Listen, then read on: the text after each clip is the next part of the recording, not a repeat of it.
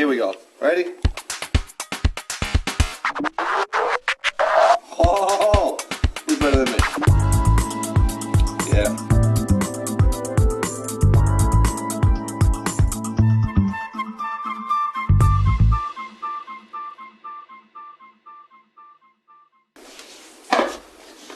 All right.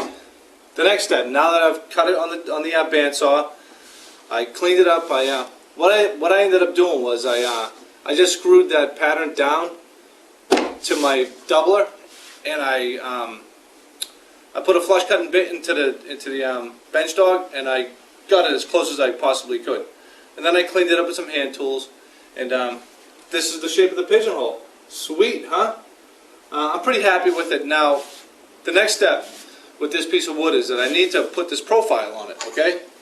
And this profile is a pretty rigorous cut, and I don't want to just take all this material off in one pass. What I want to do is I want to creep up on it maybe, I'd say 3 times.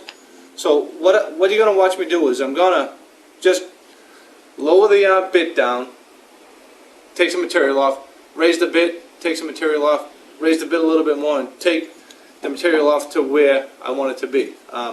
These are the same thickness, okay? So as long as I don't come up too high with my bit, I should be fine. So I'm just going to get to doing that, alright guys? And hopefully I'll wear some safety glasses and some hearing protection, and I won't keep getting yelled at by everybody. Alright, I wish SawStop would come out with a stop for this thing, because in my opinion this is the most dangerous thing in my shop, and it scares me. Okay, this isn't like getting cut with a saw. This thing will just turn your hand into this molding right here. So, this is essentially what it's going to do, okay? I don't know if you can see that. And see how it's low? I'm just going to keep bringing that up until it hits my profile.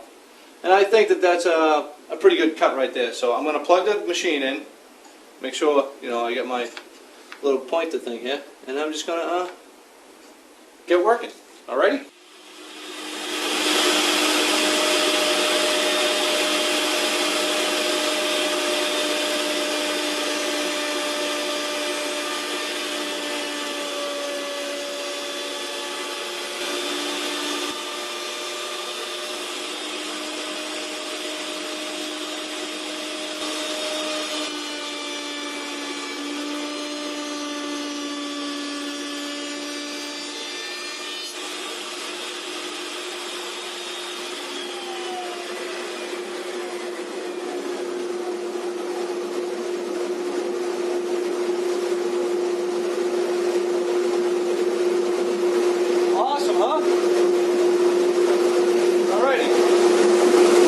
Looks good enough just like that, but it ain't.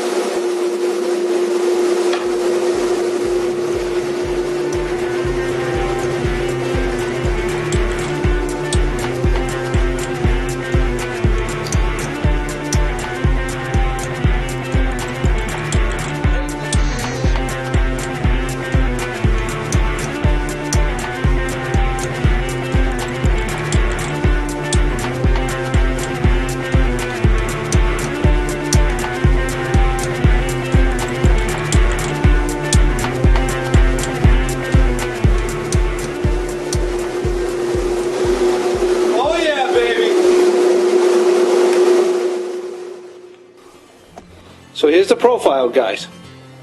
Awesome, isn't it? Now you can see the grain, how it's like kicking in and out, and it's all over the place. That's because it's the same gnarly grain as the rest of this piece of work I'm doing.